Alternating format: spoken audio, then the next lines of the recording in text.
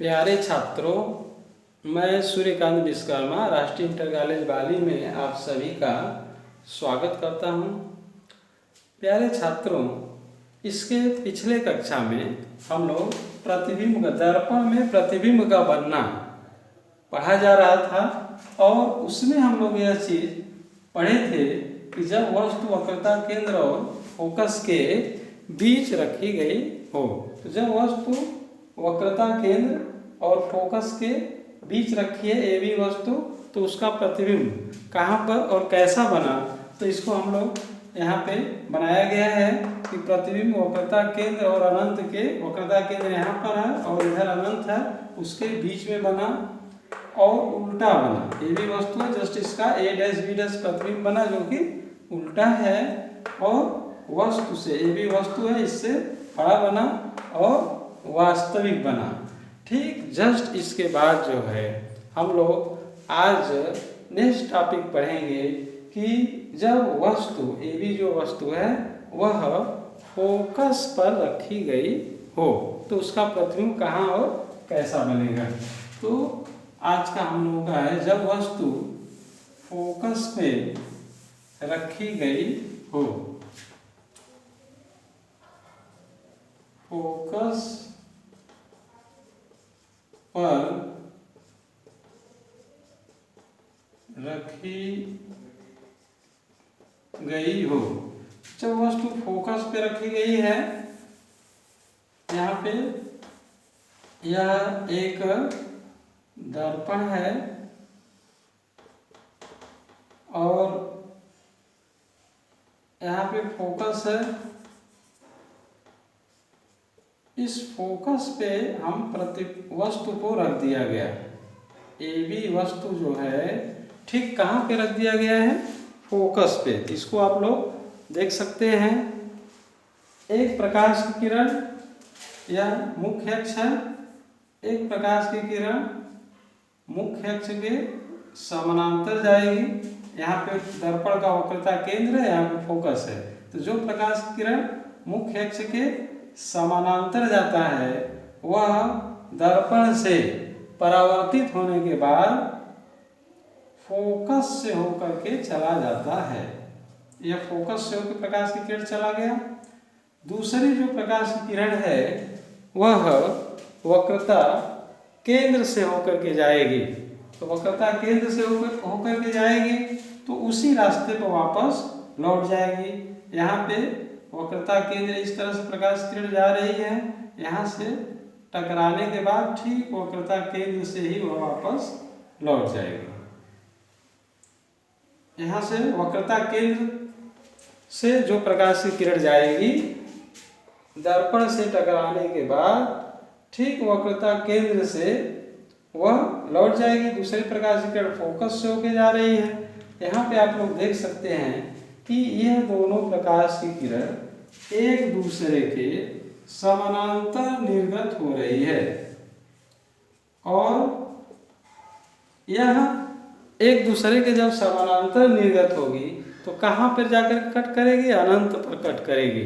प्रतिबिंब हमारा कहाँ पे बन जाएगा, अनंत पर बन जाएगा। तो प्रतिबिंब कहाँ और कैसा बनेगा, जब वस्तु फोकस पे रखी गई है तो प्रतिबिंब कहाँ पर बनेगा, तो बताएंगे अनंत पर। अनंत पर बनेगा क्योंकि ये प्रकाश किरण कहाँ पे जाकर कट करेंगी, अनंत पर। इसके पहले हम लोग जो पढ़ा गया था कि जब वस्तु पहला प्रतिबिंब हम लोग बनना पढ़ा गया, जब वस्तु अनंत पर रखा गया था तो उसका प्रतिबिंब फोकस पर बना था। और जब फोकस पर वस्तु रखा गया है तो उसका प्रतिबिंब कहाँ पर बनेगा, अनंत पर बनेगा। और कैसा बनेगा, तो उल्टा बनेगा और वस्तु से बड़ा बनेगा, वस्तु से बड़ा बनेगा और आभास।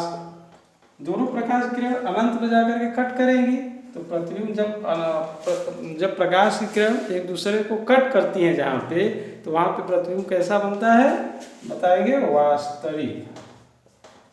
वास्तविक। इस प्रकार से हम लोग यह जान गए कि जब वस्तु फोकस पर रखी गई है तो उसका प्रतिबिंब अनंत पर बना, अनंत पर एक प्रकाश की किरण एक दूसरे को समांतर जा रही है तो अनंत बहुत इंपॉर्टेंट है यह, और उल्टा बना और वस्तु से बड़ा बना और वास्तविक बना।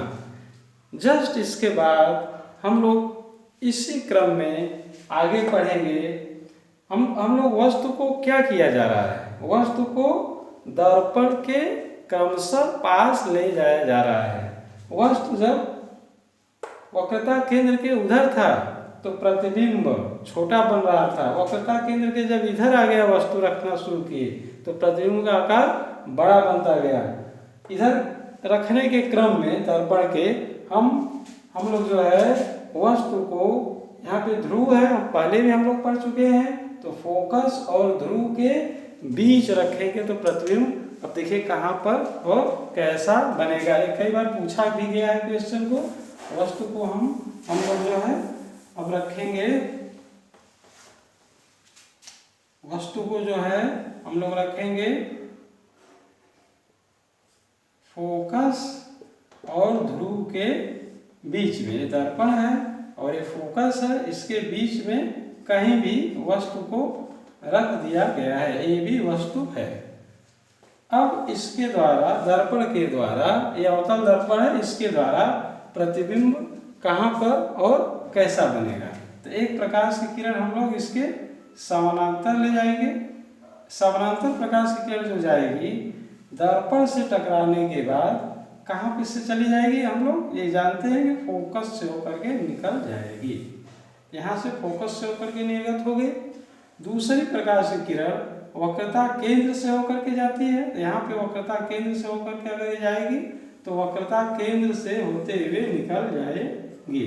अब यहाँ पे देखिए, यहाँ पे गई प्रकाश की किरण वस्तु से, दर्पण से टकराई और टकराने के बाद पुनः उसी रास्ते पर जो प्रकाश की किरण वक्रता केंद्र से होकर जाएगी तो टकराने के बाद पुनः उसी रास्ते पर वापस लौट जाती है। एक प्रकाश की किरण वक्रता केंद्र से होकर के निकल गई और दूसरी प्रकाश की किरण फोकस से होकर के निकल गई। अब यहाँ पे आप लोग देखिए तो क्या यह अनंत पर कट करेगा? दोनों प्रकाश की किरण एक दूसरे से दूर होता जा रहा है, इधर की तरफ कट नहीं करेगा, अनंत की तरफ कट नहीं करेगा। इधर से हम इसको देखेंगे, अगर प्रकाश की किरण इधर से अगर देख रहे हैं तो यह हमको लगेगा, आभास होगा कि यह प्रकाश की किरण यह यहाँ से हो करके आ रही हैं।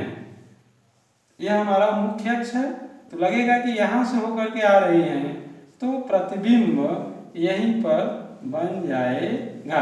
प्रतिबिंब जो है कैसा बना और कहाँ पे बना, तो इसमें देखिए इधर तो कट करेगा नहीं, इधर वास्तविक प्रतिबिंब बनेगा ही नहीं, तो यह लगेगा कि यह प्रकाश की किरण दर्पण के पीछे से होकर के आ रही है।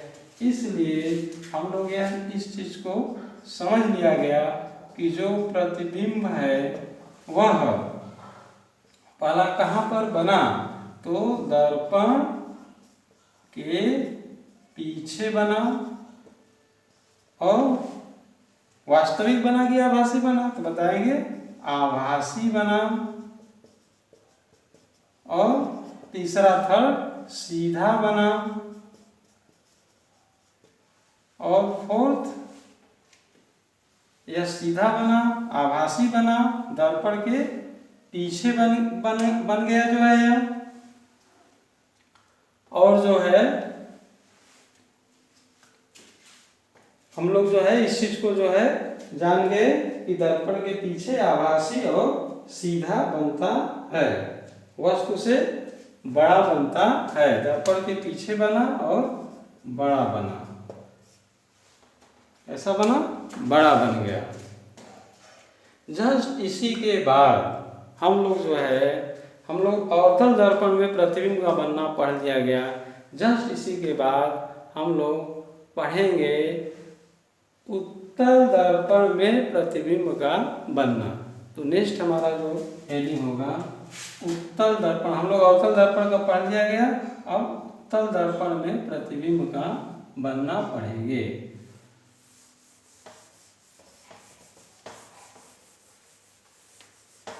हम लोग का हेडिंग नेक्स्ट रहेगा